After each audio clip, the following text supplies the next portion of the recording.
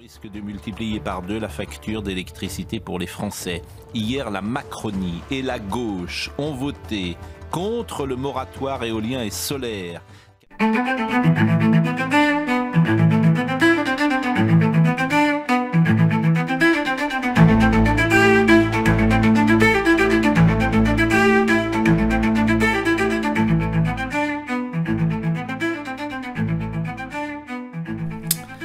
Un sujet que je voulais traiter ce soir, il est tard, mais il y a un vrai problème avec l'électricité, les éoliennes. Là aussi, il va falloir se mobiliser. Pourquoi? Parce que déjà, il faudrait calculer les effets indésirables des éoliennes sur les animaux et sur également l'humain. Écoutez, c'est une question que je vais poser au passage à Jean-Marc Sabatier parce qu'il a travaillé sur les ondes. Et puis, alors c'est pas que les éoliennes diffusent des ondes, mais il y a des transformateurs et il peut y avoir des problèmes également de répercussions, peut-être d'ondes magnétiques, il faudrait creuser le sujet, mais il y a eu des gens, des éleveurs, qui ont rapporté qu'il y avait des effets sur leurs animaux, la production de lait exactement, à propos d'éoliennes qui étaient implantées près de leurs animaux, quoi.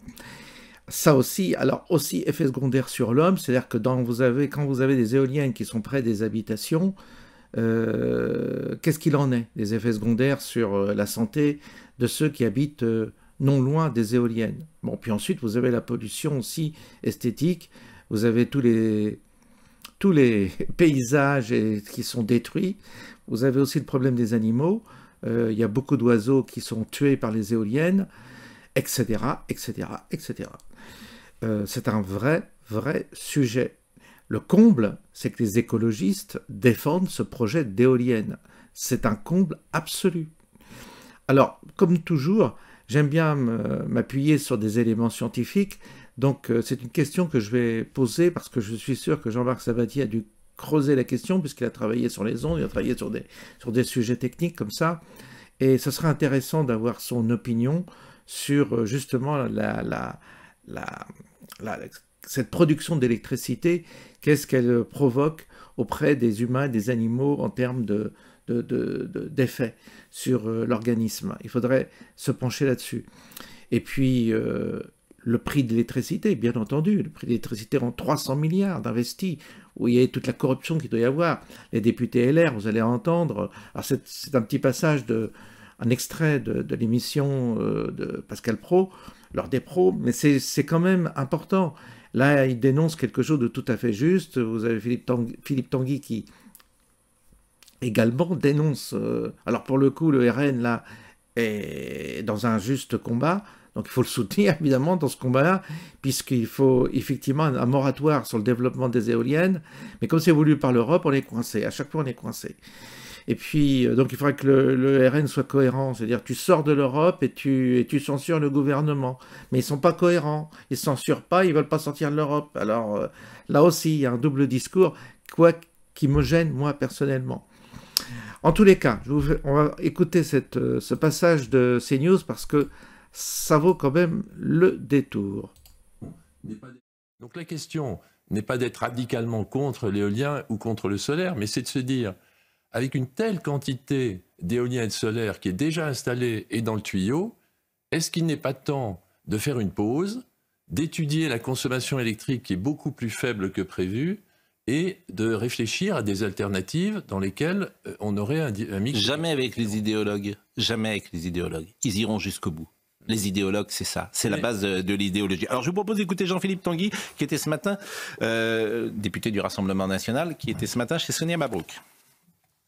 Les Français l'ont vu depuis 10 ans, avec le foisonnement des éoliennes et des panneaux solaires. Ça a l'air un peu inoffensif comme ça. C'est vrai qu'un panneau solaire, ça a l'air sympathique. On se dit que sa maison va être autonome, mais pas du tout. À la fin, c'est les Français qui payent. Donc la facture d'électricité, elle a déjà augmenté, elle a déjà doublé, pardon, depuis 10 ans. Elle va encore doubler. Mais qu'est-ce que ça veut dire concrètement? Ça veut dire qu'évidemment, les familles ne s'en sortiront plus, avec des dépenses contraintes qui vont encore plus les serrer à la gorge.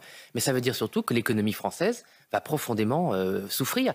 Bon, le moratoire sur les éoliennes qui était prévu, en tout cas imaginé la semaine dernière, Jean-Philippe Tanguy. Est-ce que pour vous, la fin des éoliennes, c'est le sens de l'histoire aujourd'hui? Bien sûr, c'est le sens de l'histoire en France. D'accord. Ça n'a servi à rien. Plus de nouvelles éoliennes, puisque le stock, il sera toujours là. Malheureusement, on devra gérer les éoliennes qui ont été branchées et qui doivent tourner entre 15 et 20 ans. Voilà, on en pourra en retirer quelques-unes dans des endroits où vraiment elles abîment le paysage, où elles font du mal à la population, mais elle sera obligée malheureusement de gérer le stock. Tout ça a été prévu par Marine Le Pen, mais il n'en faut pas plus. Voilà, les éoliennes en mer qui vont défigurer tous les paysages français, qui vont empêcher les pêcheurs de travailler, qui vont tuer le tourisme, parce qu'on est quand même aussi une économie touristique. Si vous voulez qu'on mette des éoliennes en mer dans certains secteurs du monde où il n'y a pas de tourisme, où c'est déjà très industrialisé, pourquoi pas? Mais là, est-ce qu'on connaît la France? Est-ce que les gens qui aiment notre pays, qui aiment nos paysages, savent les conséquences des éoliennes en mer? J'imagine qu'ils veulent en mettre à Belle-Île, sur un des plus beaux joyaux de la Bretagne. Ils veulent saccager les côtes. Non mais Éric, je vous assure, on oscille entre colère et tristesse. Mais moi, je soutiens la ligne de mon camarade Thomas Bonnet. Moi, je trouve que sur des sujets aussi cruciaux, il y a une seule solution. Ce que vous proposez est valable, mais un peu compliqué. Moi, je suis pour le référendum, tout simplement. Qu'on demande aux Français sur des sujets qui les affectent en profondeur, au quotidien, un référendum. Voilà. En plus, ça permettrait d'éclairer... Je ne sais pas si on peut le faire, un référendum sur les éoliennes. Aussi parce que c'est une question économique, sociale. Je pense que ça pourrait rentrer dans le champ du référendum. Oui. Alexandre Jardin. Et vous devez venir d'ailleurs vendredi peut-être avec... un pêcheur, avec un paysan, il y a une révolte qui monte en France, les gueux. Sous bannière gueux, les mouvements des pêcheurs, le FPA, la coordination rurale, tout ça et plein d'autres mouvements sont en train de converger vers 4 grands ports. Moi, je serai à Ardevin, en Bretagne.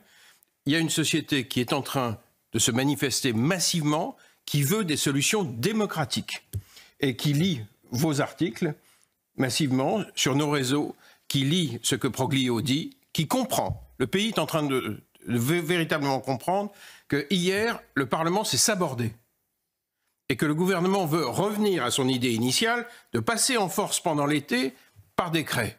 300 milliards que vous allez payer. C'est exactement ce que vous dites ce matin. Mais c'est la stricte vérité.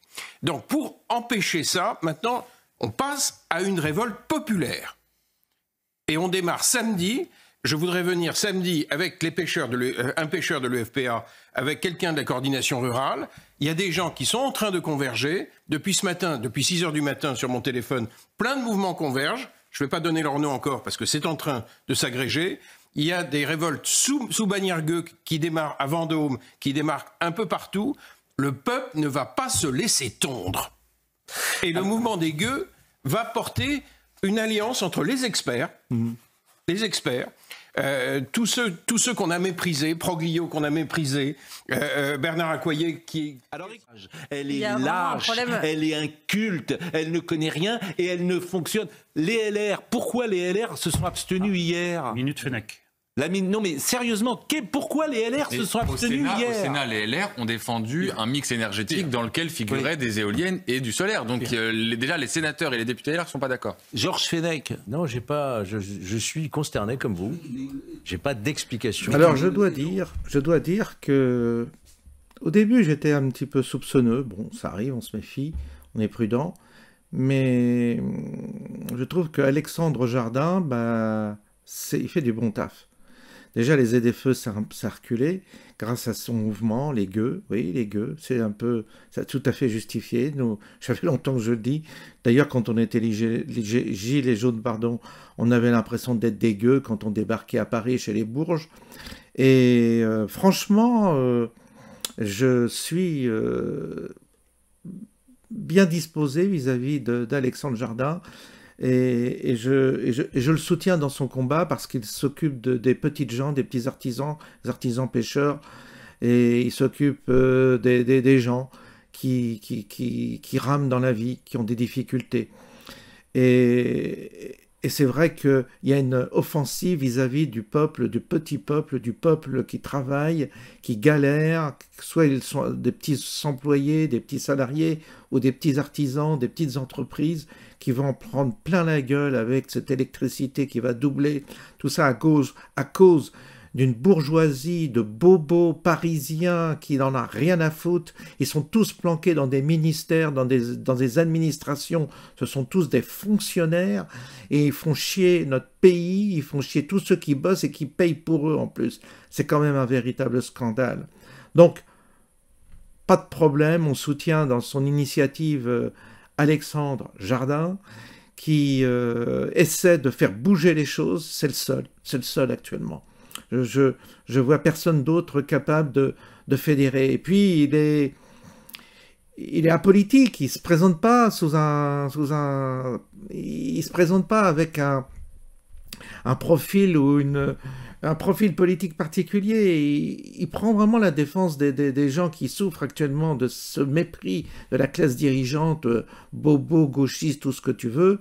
Et je crois que c'est très bien d'aller dans son sens, de soutenir ses initiatives et de manifester s'il appelle des manifestations, parce que là aussi il va falloir bouger, il n'y a pas de problème, on ne peut pas se laisser tondre comme ça, des gens vont souffrir, vous allez voir plein de boîtes qui vont encore fermer, déposer le bilan, enfin c'est la cata totale. On sait qu'il y a des offensives multiples et variées, et que c'est difficile d'être sur tous les fronts, mais là franchement, ce combat-là, il est utile également, parce qu'on va être étranglé financièrement, on va être foutu avec ces politicards qui nous mènent, puis en plus, les effets secondaires également sur les éoliennes, cette production d'électricité dont on n'a pas encore mesuré tous les effets secondaires. Mais c'est un vrai sujet. Voilà, ce quoi je voulais vous entretenir ce soir. Je ne vais pas vous ennuyer plus longtemps. Je vous dis à bientôt. Bonne soirée. Bonne nuit plutôt.